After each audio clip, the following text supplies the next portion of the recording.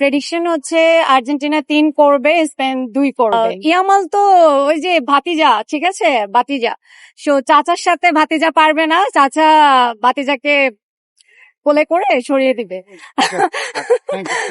এটা নিয়ে আসলে বলার কিছু নেই, প্রথমেই ফিলিংসটা নষ্ট হয়ে গেছে, কারণ আমি একজন অভিনেত্রী। এখন আমি তো এই ক্যাম্পাসের কেউ না, বাট টিএসসি তে খোলা আকাশের নিচে ইচ্ছে ছিল যে একদিন সবার সাথে খেলা দেখবো।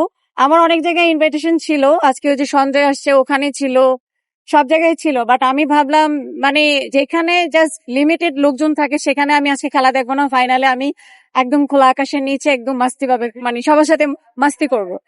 তা আমার ফ্রেন্ডরাও আসতেছে ধানমন্ডি থেকে, ওরা জানে আমি অলরেডি চলে আসছি এবং খুব ইজিলি ঢুকতে পারবো, কিন্তু এখানে এসে যখন এই নিয়মটা দেখছি, জানি না নিয়মটা হয়তো ভালোর জন্য করেছে, আই ডোন্ট নো, বাট আমার কাছে খারাপ লাগছে যে একটা আশা নিয়ে সবাই যখন আসে তখন যদি এসে আমরা অনেক দূর দূরান্ত থেকে আসি, আমি গুলশান থেকে এসেছি, অমুক মানে সবাই নানান জায়গা থেকে আসে, এসে যদি দেখে যে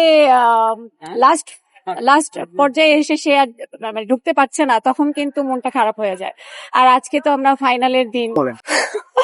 আমার প্রেডিকশন তো আছে, সেটা বলবো, কিন্তু আমি ফার্স্ট অফ অল বলতে চাই আমি যেহেতু আর্জেন্টিনা লাভার, মানে আমি আর্জেন্টিনা পছন্দ করি, দ্যাটস ওয়াই আমি চাই আর্জেন্টিনাই জিতুক।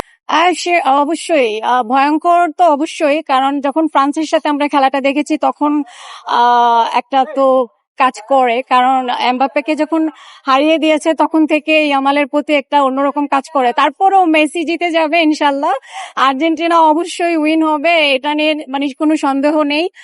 আর হচ্ছে